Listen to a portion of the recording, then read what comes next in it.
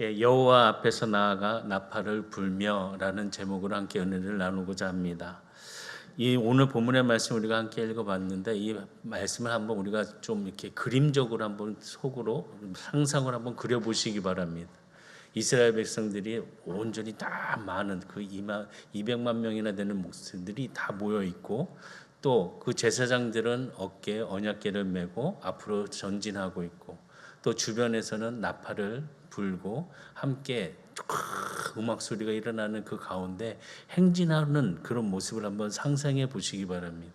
아마 너무나도 그냥 웅장하면서 그 속에 거하는 그 은혜가 더 크게 느껴질 수 있는 그런 장면들을 상상할 수가 있습니다. 하나님께서 이처럼 은혜를 넣어주심을 통하여서 어떤 역사를 이루어 주셨는지, 특별히 오늘 이스라엘 백성들이 가나안 땅 들어가기 위한 여리고 성을 전멸시킬 수 있는 그런 은혜를 주시는데 그 은혜 속에서 음악과 그들의 순종이 얼마나 잘 이루어지면서 하나님께서 이루어 주셨는지를 함께 나누고자 합니다. 하나님은 역사하실 때 보면 역사의 이 말씀처럼 볼 때 음악과 리듬이 함께 이루어졌다는 것입니다. 음악과 리듬이 함께 이루어졌다. 음악이라는 것은 우리가 잘 알고 있듯이 어떤 그런 멜로디가 함께하고 그 멜로디가 리듬을 타가지고 서로 조화롭게 이루어지는 그런 것들을 이야기합니다. 찬양을 하거나 주님 앞에 찬송을 부르거나 이럴 때 아름다운 음악과 그런 리듬을 통하여서 영광을 돌리는 그런 모습들이 참 많이 있습니다. 마찬가지로 지금 이스라엘 백성들이 여리고성을 들어가기 위한 그런 모습을 통하여서 지금 하나님이 여리고성을 정복할 때 7 제사장들로 하여금 7 나팔을 불게 하셨습니다. 말씀 보면 여호수아 6장 4절에 제사장 7은 7 양각 나팔을 잡고 언약궤 앞에서 나아갈 것이요 7째 날에는 그 성을 7번 돌며 그 제사장들은 나팔을 불 것이다.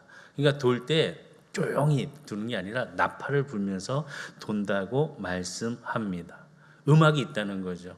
하나님께서 이 일들을 행하실 때 이스라엘 백성들이 조용히 돌고 있음을 통하여서 나팔을 불고 있는 것. 이 음악이 무엇일까? 하나님은 무엇보다 음악을 만드신 분이십니다. 그래서 그 음악을 통하여서 찬양을 받기 원하시고 그 음악을 통하여서 우리가 함께 은혜를 나누고자 원하시는 분이십니다. 지금 이 장면을 보게 되면 악기를 연주함에 있어서 전쟁에서의 승리를 이끄는 법을 지금 우리들에게 말씀해 주시는데 이때뿐만이 아니었습니다. 하나님께서는 음악을 통해서 전쟁의 승리를 이루어 주시는 일들이 참 많이 나옵니다. 기드온을 보게 되면 미디안 군대와 싸울 때 기드온과 그 군대들은 나팔을 불면서 싸웠습니다. 또한 여호사밧은 엄청난 군대와 싸울 때 노래와 찬송을 통하여서 싸워서 승리하는 것을 보게 됩니다. 이 모든 것은 어떤 찬송이었냐? 바로 하나님께 감사하는 찬송이었다는 것입니다. 하나님 앞에 감사하며 찬송하였더니 승리하였다는 것입니다. 2025년도 이제 수요일 날 온 가족들이 함께 모일 때 감사하는 마음으로 찬송하고 감사하는 마음으로 예배를 드리고 감사하는 마음으로 기도를 드릴 때에 승리하는 2025년도의 모든 성도들의 가정이 되시기를 주의로 축복합니다.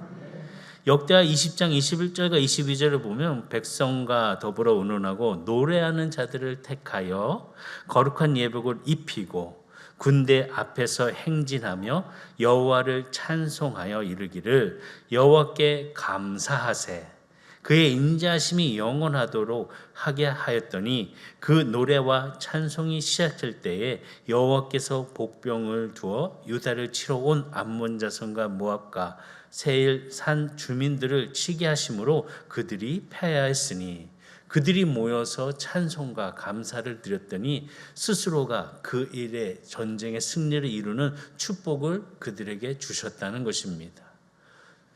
다 고개를 드시고요. 눈을 뜨시고요. 찬송하는 자의 입술을 크게 외치는 성도들이 되시기를 주의로 축복합니다. 왜냐하면 하나님은 연주를 좋아하시는 것 같아요. 늘 찬양하는 소리를 듣기를 원하시는 하나님이신 것을 성경을 통해서 보면 그래 내 입술을 통해서 원망 불평이 아니라 찬송하는 소리 감사하는 소리 그런 소리를 원하시는구나. 우리가 듣다 보면은 불평, 원망, 그런 짜증내는 소리 들으면 이상하게 듣기 싫어요. 그냥 기가 그냥 막 짜증이 나요. 근데 감사하는 소리, 사랑스러운 소리, 그러면 그 기가 정말 막 더 커지는 것 같아요. 다시 보면요, 하나님도 소리를 들으시는데 아름다운 하모니를 듣기를 원하십니다. 불협화음의 그런 소리가 아니라 가장 조화롭고 아름다운 소리를 듣기를 원하시는 하나님을 보게 된다는 것입니다. 하나님은요, 정말 아름다운 거를 좋아하시는 것 같아요. 구약 시대를 보면 구약 성전에 보게 되었을 때 그냥 성전이 아니었습니다. 그 성전에는 정말 아름다운 조각들이 세워져 있고 정말 인간으로 상상할 수 없는 그런 일들을 하나님께서는 그들에게 함께하여 주심을 통해서 놀랍도록 만들어 주신 것을 보게 됩니다. 이처럼 하나님을 감사하면서 찬송하는 자에게는 놀라운 은혜를 베풀어 주시면서 승리자의 모습으로 이끌어 가시는 그런 모습 속에 우리 성도들이 함께 찬양하는 자가 되시기를 주의로 축복합니다. 특별히 감사 찬송하시기 바랍니다. 감사가 좀 많이 넘쳐나는 2025년도 지금부터 시작하시기 바라겠습니다. 한번 옆에 분 보고 이유는 모르겠지만 감사합니다 한번 해보시길래요?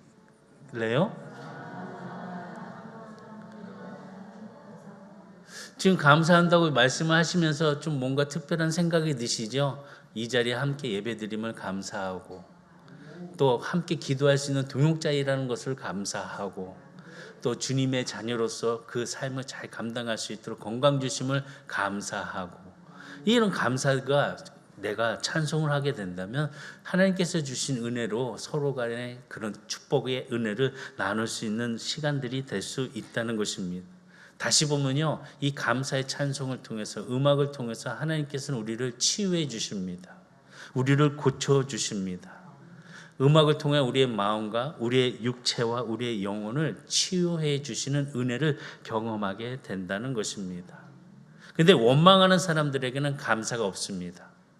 그러나 감사하는 자들에게는 찬송과 경배가 있듯이 우리 성도들에게는 원망하는 그런 마음으로 불평하지 말고 주님 앞에 감사함을 통하여서 찬송과 경배가 일어나는 축복의 자녀들이 다 되시기를 주의로 축원합니다. 가장 어리석은 사람들은요, 음악을 통해서 원망하고 불평하는 것 같아요. 요즘 우리 아이들, 지금 우리 모든 분들이 음악을 자주 접하게 되는데 음악에도 그 가사에 따라서 의미가 완전히 다른 그런 음악을 들을 수 있습니다. 음악도 잘 들어야 합니다. 그런 음악 속에서 하나님의 은혜의 찬양이 나타날 수 있는, 또 나의 영혼을 고치고 내가 회복할 수 있고 내가 참된 기쁨을 바라볼 수 있는 그런 음악으로 함께 주님을 감사할 수 있는 성도들이 되시기를 주의는 축복합니다. 왜냐하면요, 그 리듬 속에서 하나님은 크게 역사를 해 주시는 분이시기 때문에 그렇습니다. 저는 지금 이 여리고성을 무너뜨리는 이 백성들을 볼 때 그냥 한 것이 아니라 이 백성들이 함께 음악을 맞춰서 리듬 속에서 신중하게 명령에 따라서 함께 움직였기 때문에 이 여리고성을 점령할 수 있는 힘을 가질 수 있었다는 것입니다. 다시 보면은 하나님께서는 그 크신 은혜를 이루기 위하여 백성들의 하나가 될 수 있는 그런 한문인을 통하여서 역사의 승리자로 세워주셨다는 것입니다. 그것이 뭐냐? 음악을 통하였었다는 것입니다. 하나님을 찬양하는 소리, 하나님께 영광을 돌리는 소리를 통하여서 이 음악을 은총의 도구를 통하여서 역사해 주시는 승리자가 되었다는 것입니다. 나팔을 통하여서 그것이 함께 리듬을 맞추어서 이루어진 역사라는 것입니다. 자세히 보게 되면 우리들의 삶 속에서도 여러 가지의 리듬들이 있습니다. 자연 속에서도 리듬들이 있고 사계절 속에도 리듬이 있고 우리의 몸에도 리듬이 있습니다. 생체의 리듬이 있습니다. 그래서 우리가 몸이 좀 찌뿌둥하고 안 좋으면 좀 리듬을 잘 못 맞췄나? 라고 생각도 합니다. 참 리듬이라는 것은 어떻게 찾아야 되는 것이고 잘 맞춰야 되는 것이 바로 말씀 안에서 우리가 지혜를 찾아야 된다는 것입니다. 이스라엘 백성들이 여리고성을 돌 때 리듬을 갖지 않고 음악 소리에 맞춰서 서로의 발걸음을 움직이지 않았다면 그 발걸음은 온전하게 갈 수 있는 방향으로 갈 수 없었습니다. 음악 소리가 있고 리듬이 있었기 때문에 함께 맞춰서 돌아서 움직였기 때문에 하나님께서는 여리고성을 승리의 성으로 만들어 주셨다는 것입니다. 오늘 우리 성도들에게도 이런 리듬이 있어야 됩니다. 함께하는, 온 가족이 함께 소리를 맞추어서 조화를 이루는 그런 은혜가 있기를 주의로 축복합니다. 모두 다 좀 가족들이 좀 즐거움으로 하모니가 있어야죠. 하모니가 있는 가정이 되시기를 바라겠습니다. 그래서 여호수아는 왜냐 이렇게 하였는가? 어떻게 이런 일들에 그 여리고성을 돌면서 나팔 소리에 서로 마음을 합하여서 순종하는 모습을 보였냐? 사실 이것은 보게 되면 이 끈질김에 있어서의 작전을 이루는 모습을 하나님께서는 이스라엘 백성을 통해서 보여주신 것입니다. 하나님은 새로운 일을 시작하시기 위해서 끈질긴 순종을 이스라엘 백성들에게 요구를 하셨던 것입니다. 왜 그랬을까? 이스라엘 백성들이 40년 동안 광야에서 행했던 일들은 불순종이었습니다. 또 자신들이 또 원하는 그런 모습에 서로 끼리끼리 모여서 반역하는 일이었습니다. 만약에 불순종과 반역하는 자들이 함께 모여서 여리고성을 정복할 수 있는 일은 절대 아니었습니다. 여호수아는 이것을 분명히 알고 있습니다. 40년 전에 12명의 정탐꾼 사건을 통해서도 여호수아는 그것을 뼈저리하게 느끼고 있었습니다. 불순종이 어떤 비극을 갖고 오는지 여호수아는 분명히 알고 있는 사람이었습니다. 그래서 12명의 정탐꾼들이 가나안 땅에 정탐하러 가는 그 사건은 다시 보게 되면 어떤 사건이었냐? 순종의 사건이라는 사실을 볼 수 있습니다. 가나안 땅에 가서 정탐하라. 하나님이 원하시는 정말 좋은 땅, 그 땅을 정탐하라 하는 그 발걸음은 순종의 발걸음이었고 순종의 사건이었다는 것입니다. 순종의 말씀을 가지고 그것을 가지고 가서 보고 그 은혜를 깨닫고 돌아와야 하는 것입니다. 그런데 12명이 갔는데 10명은 순종하지 못했습니다. 하나님께서 주신 그 약속의 말씀을 불순종으로 많은 백성들에게 영향을 주었습니다. 그러나 단 두 사람 여호수아와 갈렙은 그 말씀을 붙잡고 저 땅은 우리의 땅입니다. 여호와가 함께 해주시면은 저 땅은 우리 땅이 될 것입니다. 라고 담대함의 순종의 길을 보여줍니다. 신명기 1장 36절에 보면 오직 여분네 아들 갈렙은 온전히 여호와께 순종하였은즉 그는 그것을 볼 것이요 그가 밟은 땅을 내가 그와 그의 자손에게 주리라 하고 순종의 열매를 맺었다는 것을 분명하게 성경은 기록하고 있습니다. 여호수아는 그 여호와께 순종하는 모습으로 발걸음을 옮겨서 그가 밟는 땅을 하나님께서 주시겠다고 약속하여 주신 것입니다. 오늘 우리 성도들에게도 고집 다 이제는 내려놓고 주의 말씀 안에서 순종으로 발바닥으로 밟는 땅이 우리 성도들의 땅이 되기를 주의는 축복합니다. 얼마나 기뻐요. 내가 밟는 땅이야 내 땅이 된다는데 막 바삐 움직이고 싶지 않으세요? 다들 그냥 가만히 계시는 게 좋군요. 저는 만약 그 땅을 주신다면 그냥 막 뛰어다니고 싶어요. 막 이쪽 저쪽 그냥 막 다리 아파도 그냥 막 저기 그냥 이 군포 지역을 다 해서 그냥 저기까지 그냥 수원 근처까지 그냥 쫙 돌아가지고 그냥 그 땅이 내 땅이 된다는데 생각만 해보시기 바랍니다. 얼마나 와 감격이 없네요. 네, 하나님 그 약속을 해주셨다는 거죠. 우리가 여리고성을 무너뜨린 사건은 다른 사건이 아니에요. 순종의 중요성을 가르쳐주고 계셔요. 하나님의 말씀에 순종할 때 그 무너뜨릴 수 없었던 여리고성을 하나님은 무너뜨렸다고요. 순종하고 침묵할 때 하나님께서는 역사를 이루어 주셨다고요. 그런 것을 우리가 바라볼 수 있는 은혜를 가져야 합니다.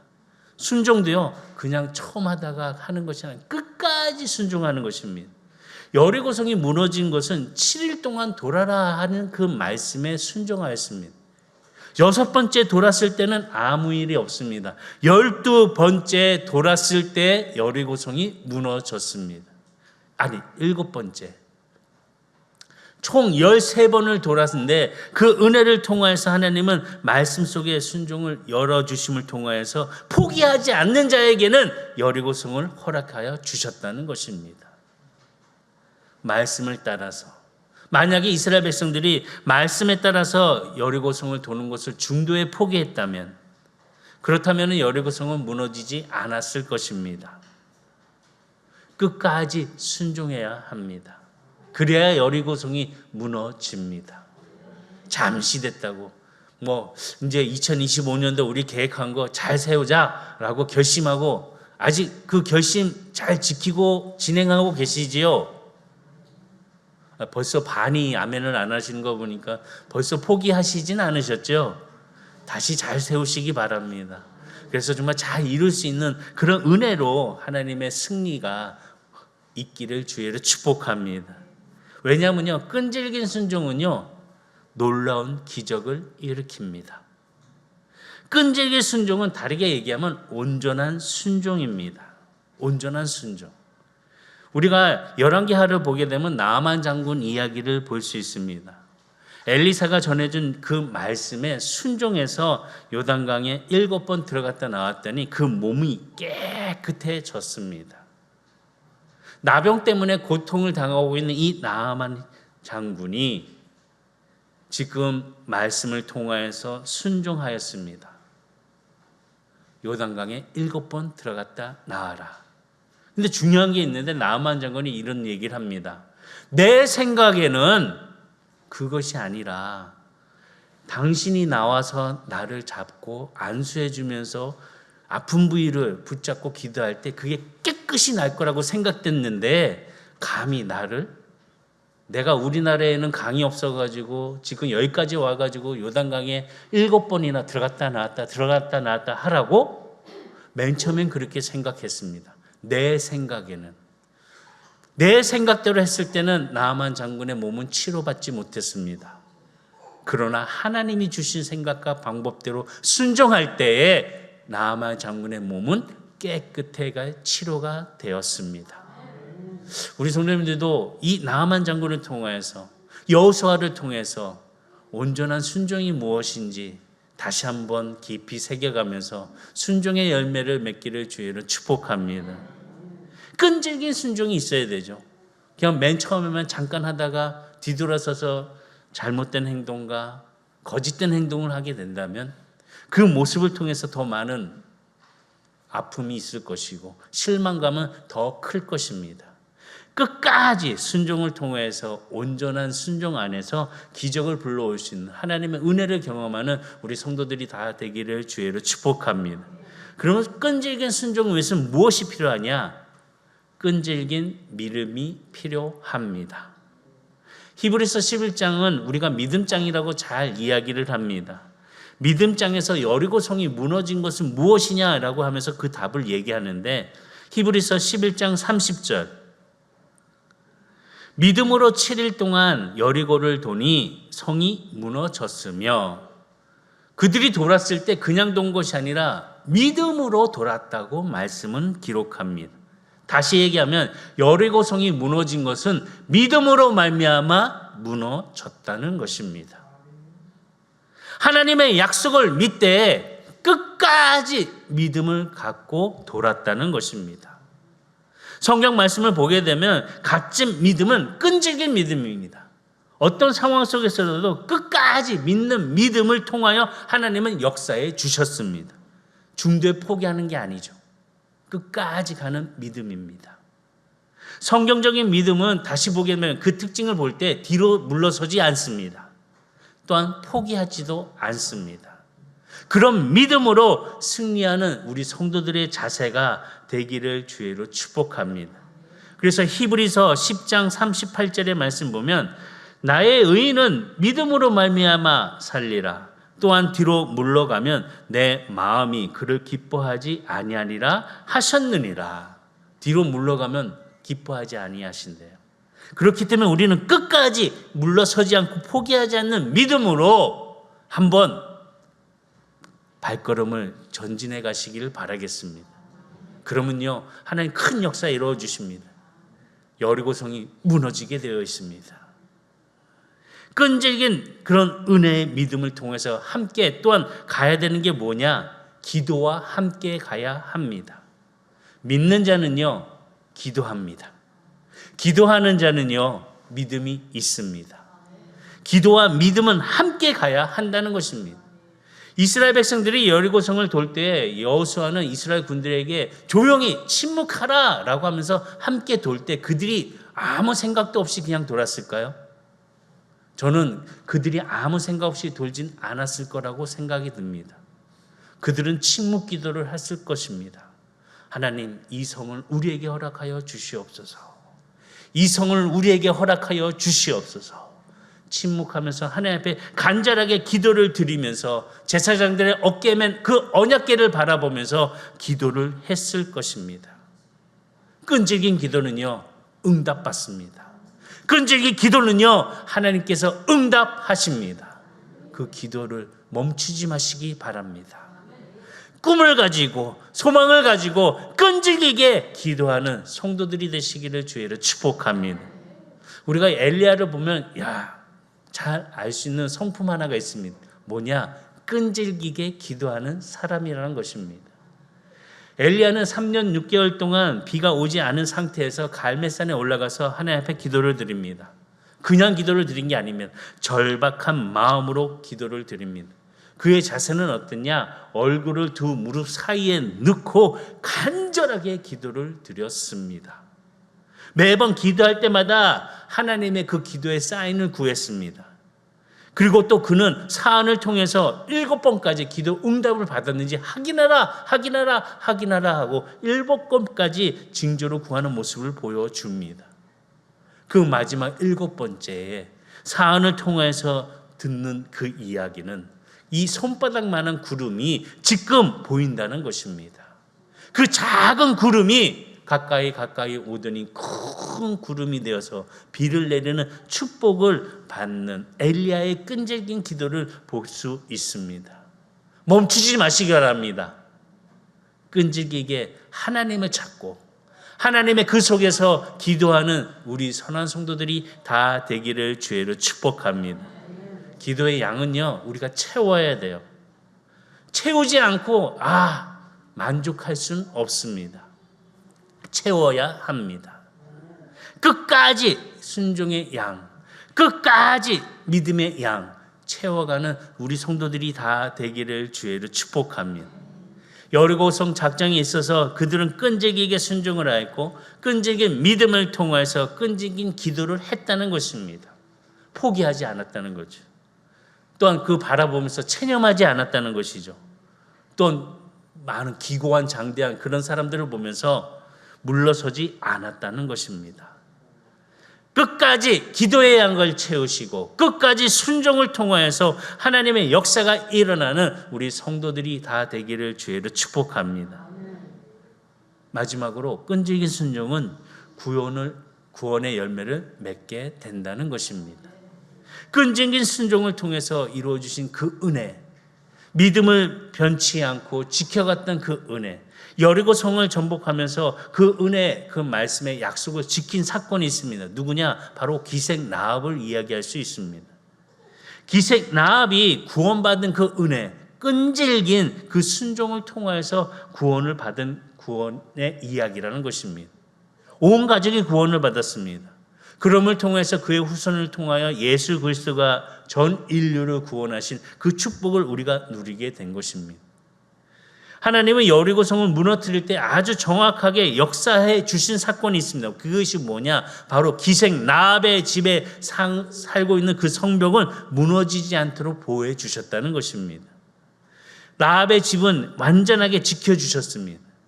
여호수아가 여리고성을 정복할 때 기생 라합과 그 집에 그 함께하는 동거하는 자들은 모두 살려주셨습니다.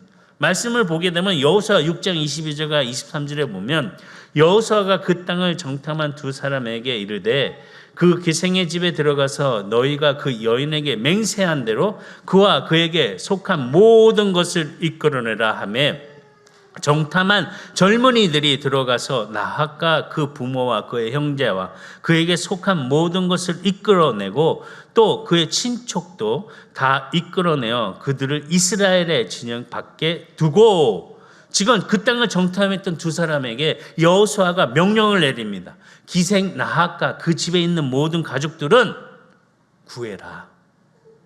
이런 말씀 안에서 함께 역사해 주신 은혜가 임하는 사건들이 그 속에 있었다는 것입니다.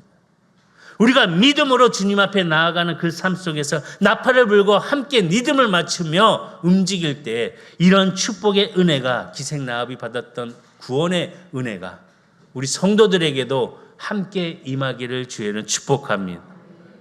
근데 이 기생나합 여호수아 무엇의 상을 받았을까요? 바로 믿음의 상에 따라 은혜를 받았다는 것입니다. 하나님은 믿음을 따라 상을 주시는 분이십니다. 믿음을 따라 상을 주십니다. 다 같이 히브리서 11장 6절 말씀 보겠습니다. 히브리서 11장 6절 시작. 믿음이 없이는 하나님을 기쁘시게 하지 못하나니 하나님께 나아가는 자는 반드시 그가 계신 것과 또한 그가 자기를 찾는 자들에게 상 주시는 이심을 믿어야 할지니라. 아멘. 말씀 속에서 하나님을 경험하시기 바랍니다. 2025년도는 믿음으로 나아가 승리하시는 우리 선한 성도들이 다 되기를 주의로 축복합니다.